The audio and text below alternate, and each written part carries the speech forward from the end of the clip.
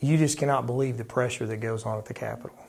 I mean, I had a guy come up, put his arm around me, and said, "Son, I've been watching you." And this is my first session in the State House, and I just killed a government program. We just ate this guy's lunch in committee. I mean, he was talking about, we're going to raise this fee because we're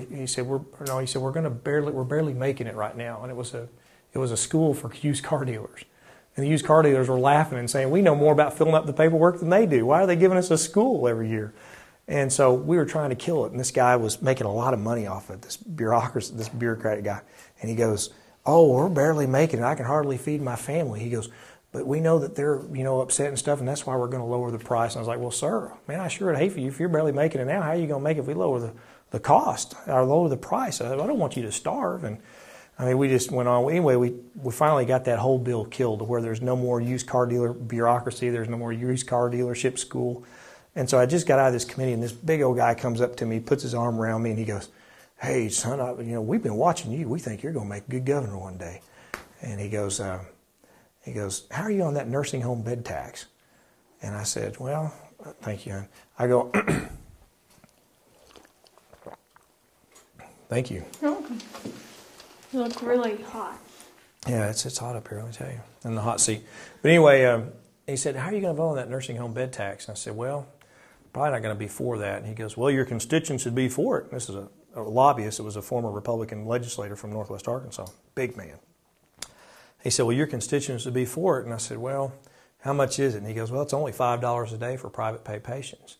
And I said, "That's $150 a month for my grandma. That's the difference between food and medicine for her on a fixed income." He said, "Well, your constituents would be for it. These nursing homes, they can't afford this liability insurance, the malpractice insurance that they have." He said, "We can't afford it.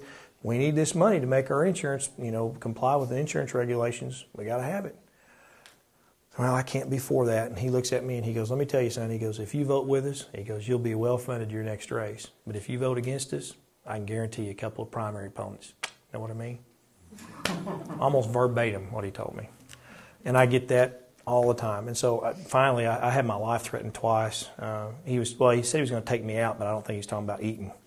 A lot of those guys take you out to eat. But yeah, it's just the pressure. You have to be able to stand up, and that comes, I wished I could take credit, but I can't. It's my friends, my accountability, it's my grandma, my grandpa, the way I was raised, my lovely wife.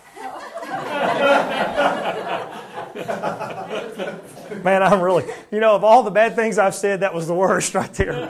I'm in trouble now. But anyway, does that make sense? So, that's how I vote.